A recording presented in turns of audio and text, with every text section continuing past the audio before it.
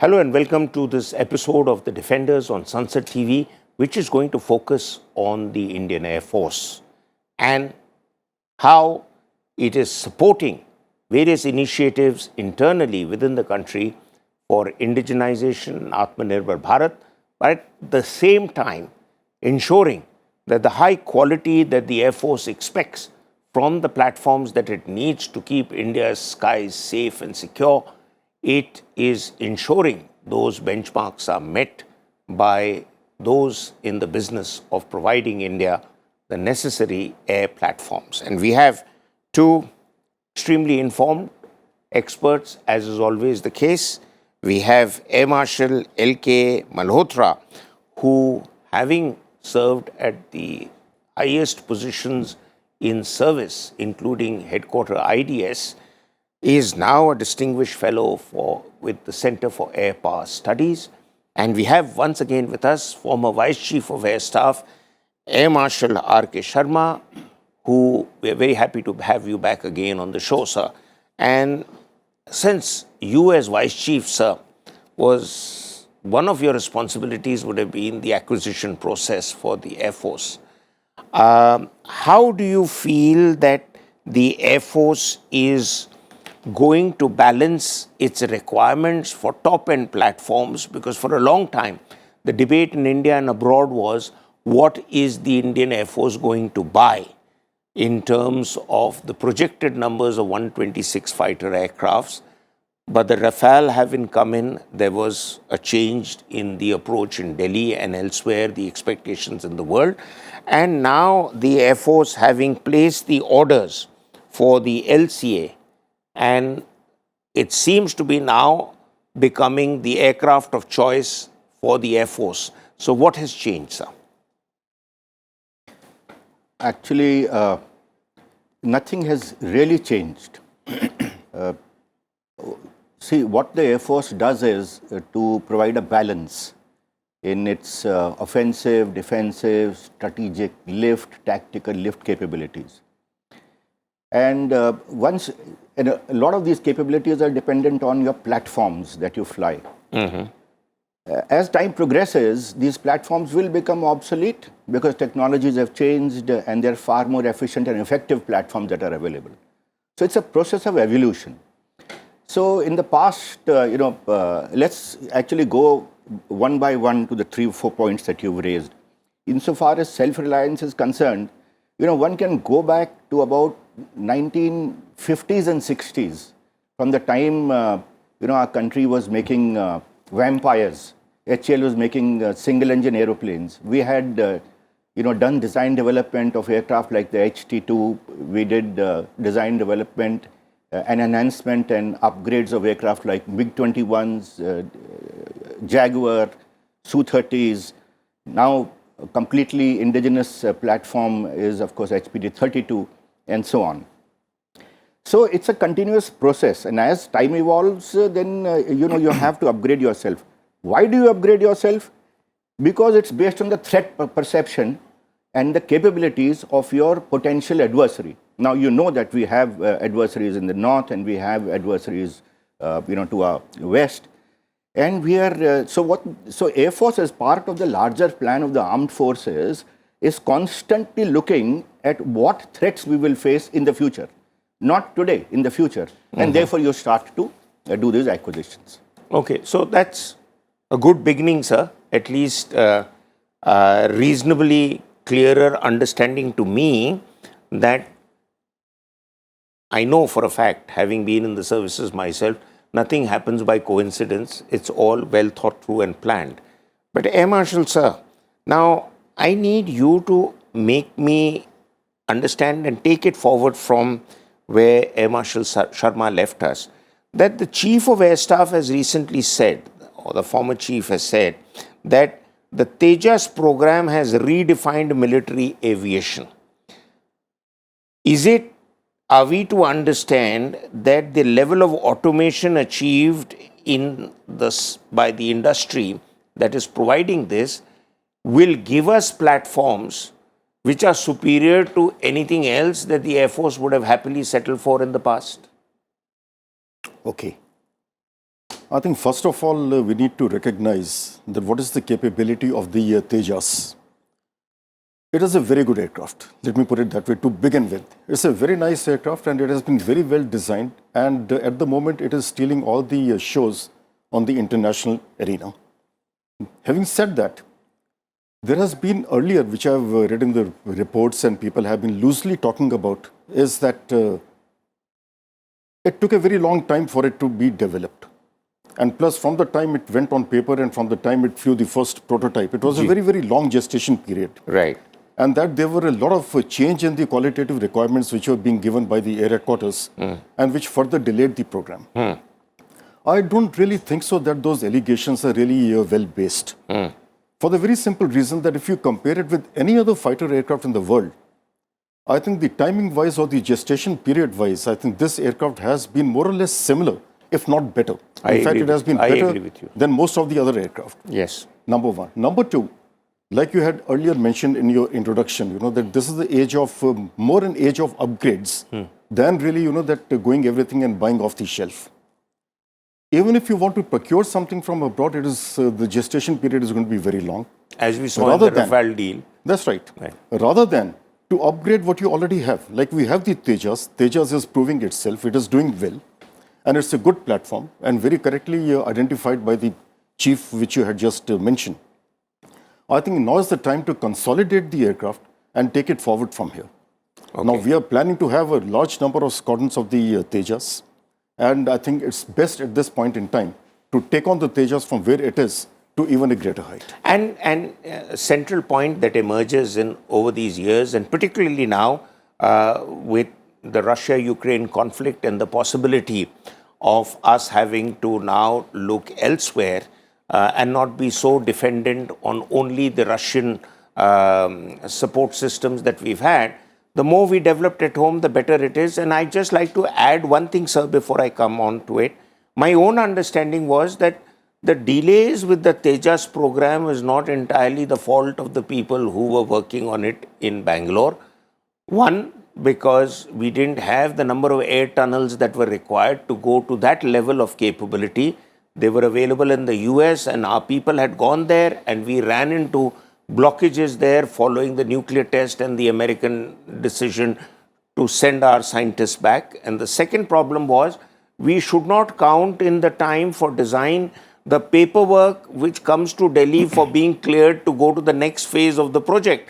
If you remove that, it's done pretty well. It's come out with a first-class aircraft in less than 20 years, which is the kind of time you need for a state-of-the-art equipment. Absolutely. Air Marshal, sir, please advise us and correct us. Briefly comment on this, because I was at one time the project director of the Tejas program. Okay. I was leading the National Flight Test Center, and I used to, of course, test fly the Tejas myself. So there is some experience. And in air headquarters, as ACS and as deputy chief, I was in charge of the acquisition. What the chief said is absolutely correct, because what Tejas signifies is an amalgamation of very many high-end technologies in one platform. That has been done, and credit for that goes to the DRDO, ADA, and the Air Force people who have been participating in this all through. Whether it's the radar, the systems, it's a glass cockpit. There's not a single mechanical instrument out there. The environmental control system, and so on and so forth. So that's what the chief meant. What it does is it gives a fillip to on follow-on programs, whether it is Mark 1A, Tejas 2, or AMCA that will come later. And therefore it becomes very significant that we have now, I'll say, generation 4 plus aircraft, but it withstands. But I'd like the audience to understand one thing. There's something called a spectrum of operations. You have, the kind of light combat aircraft, Tejas at one end, you have the Su-30 and the heavy at the other end. In between, you have the medium weight multi-role aircraft. A Tejas cannot do the job of a Su-30, and a Su-30 must not do the job of a Tejas. So there is a place for Tejas in this entire system of operations that the Air Force does. And in that spectrum, in that part of the spectrum, Tejas does that job extremely well.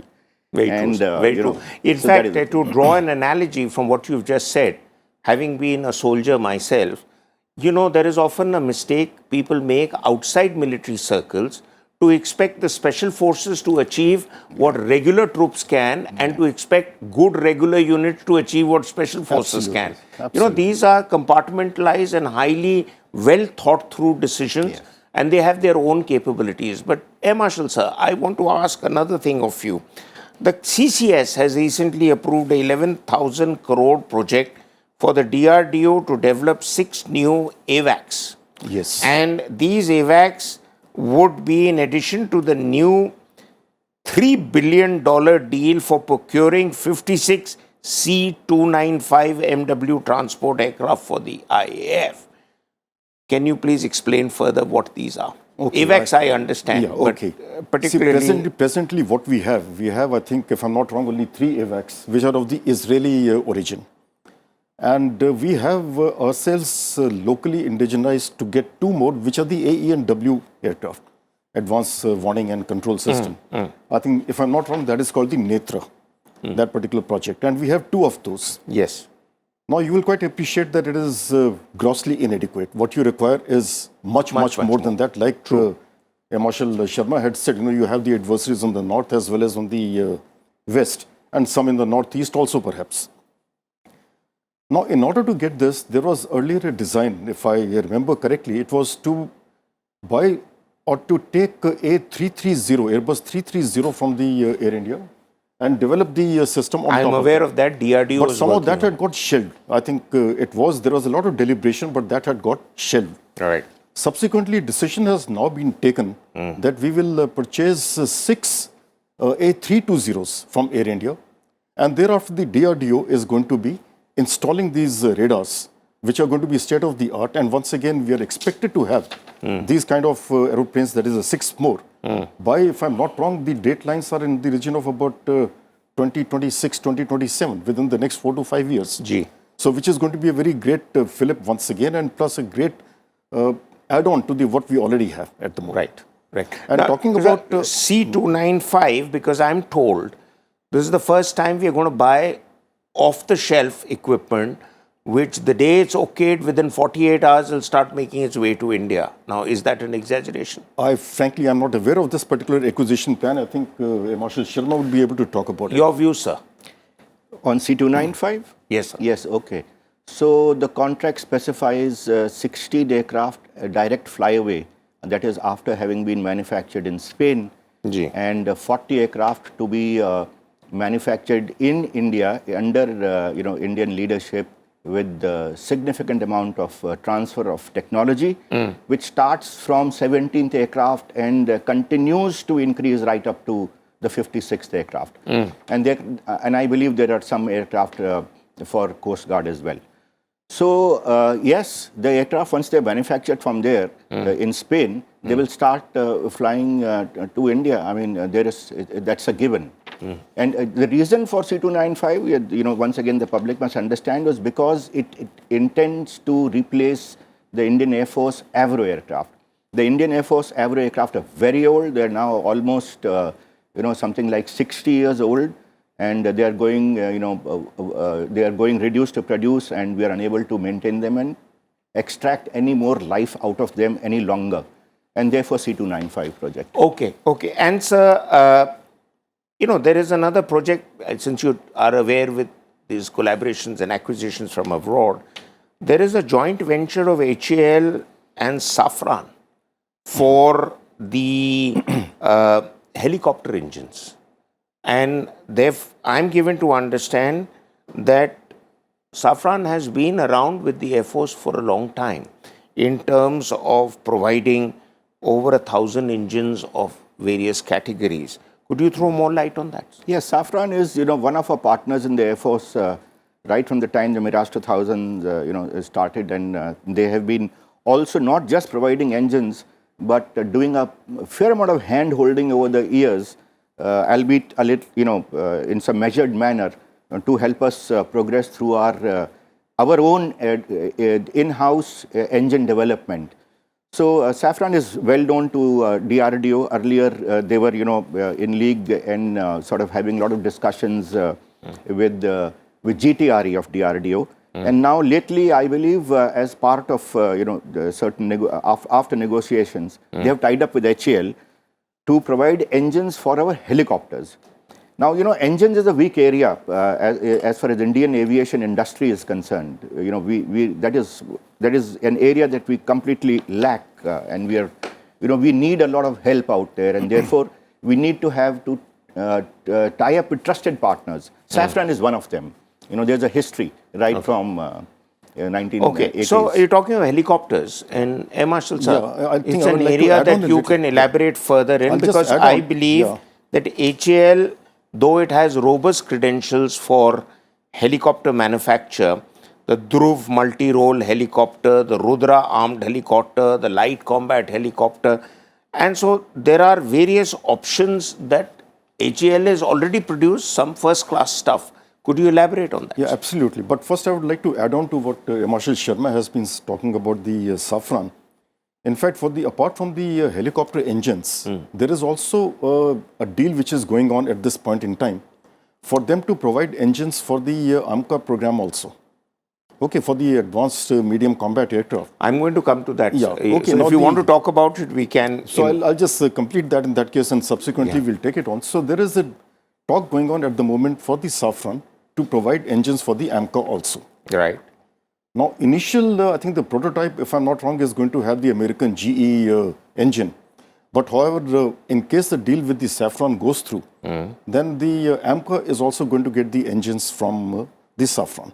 I think Safran, if I'm not wrong, is a merger of 3 countries. I think it is from Spain, it is French and German. Am I right? I think these 3 countries are amalgamating to They form were a the same Safran. people who were earlier looking at the EU model that is of right. That is correct. fighter, That is the correct. EU fighter. That is right. So I think that same It's the consortium is same probably consortium, working on and that. so they are at this point in time also looking at providing the engine for the AMCA if the deal goes So through. in fact, the AMCA, I just want you to, since we are at it, Yeah. and it's a subject which I was going to come to anyway, that, it is a far-reaching project of great consequence. We could be looking at a 4.5, 5th generation fighter being made by us.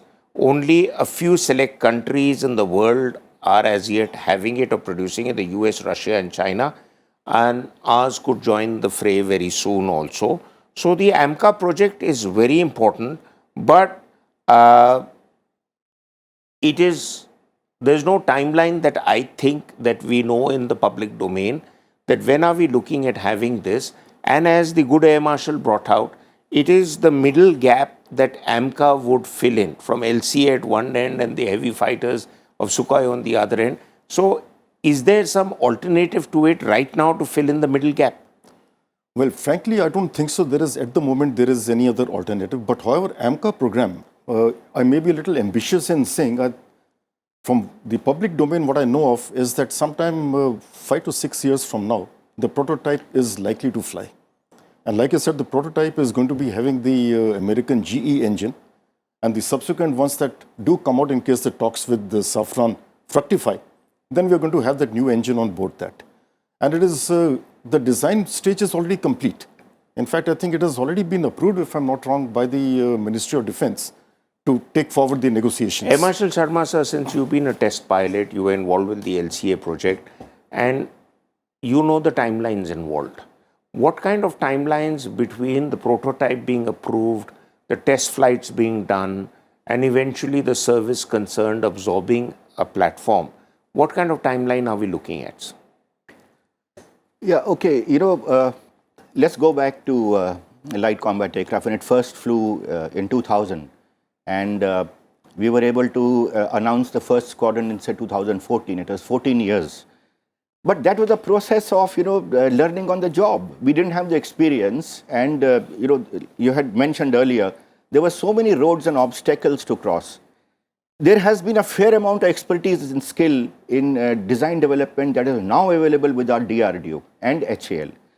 So I don't expect that AMCA will take 14 years to operationalize.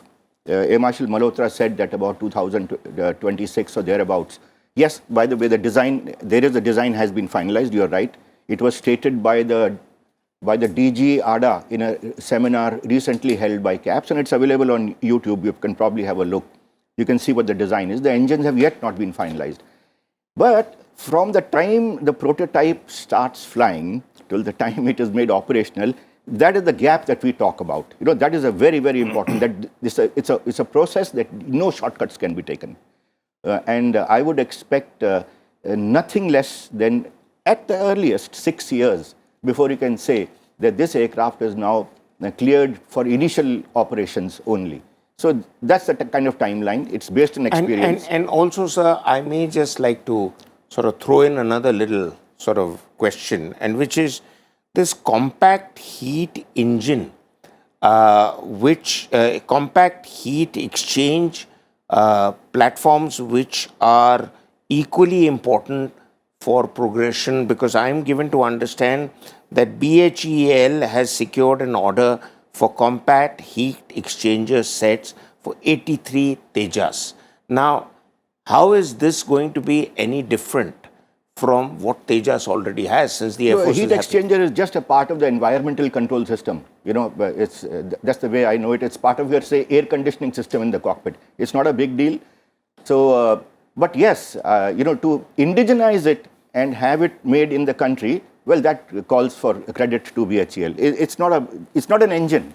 Okay. Heat exchanger is not an engine. It's only a component. It's just a component. Okay. But on the point of HEL and helicopters, yes, it's something I think we need to be proud of in a country. They have done a yeoman job. I mean, this is one really successful train of HEL that is on, you know, on the straight lines out there. Though the engines, you know, are not available, and we don't, and I hope that there'll be some joint venture and we will be able to have engines made in India for the helicopters. But the helicopter projects of HEL, where they have done the design development, not ADA.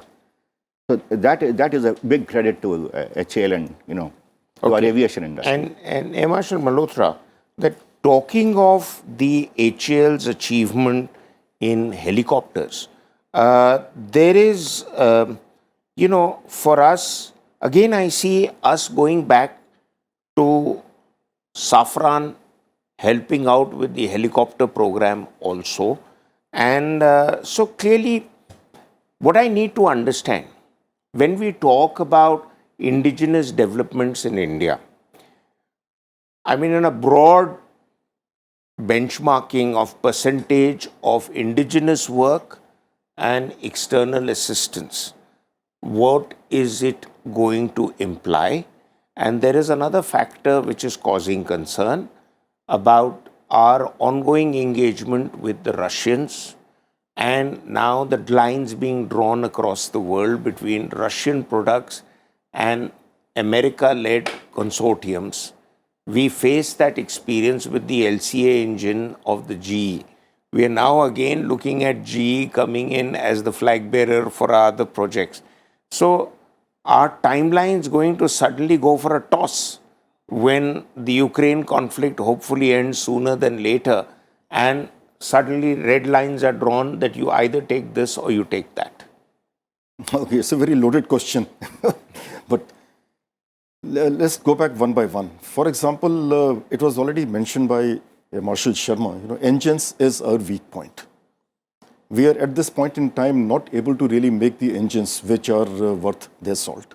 And so there is no choice, but we have to import engines, or we have to liaise with the Safran and with the others to get these engines. That is one. Coming on to the Russian and the Ukraine war at the moment, it is definitely going to impinge upon our requirements. There is no doubt about it.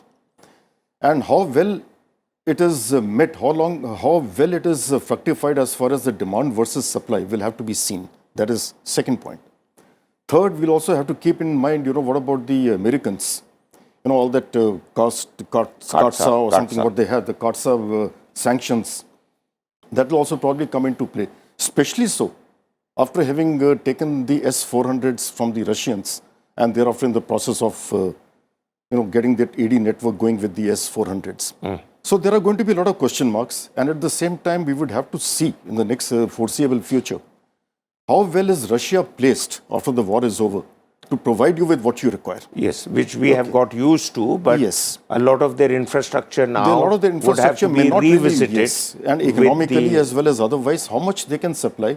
So I suspect that there is going to be a little lengthening of the timelines. Yes. Okay. On Possibly. that note, I need to wrap up, sir, because completely out of time. But I think we've addressed a lot of important issues. More importantly, to understand that the Air Force is really going full hog in indigenizing its own platforms and absorbing them, while at the same time being conscious of the fact that, yes, there are challenges, and therefore being really realistic in setting the timelines in a way that you don't come in for surprises in the long run. But thank you very much for your Thank you. input. Thank you. And I'm sure you all have learnt, like I have, from watching the show. Until our next episode, goodbye.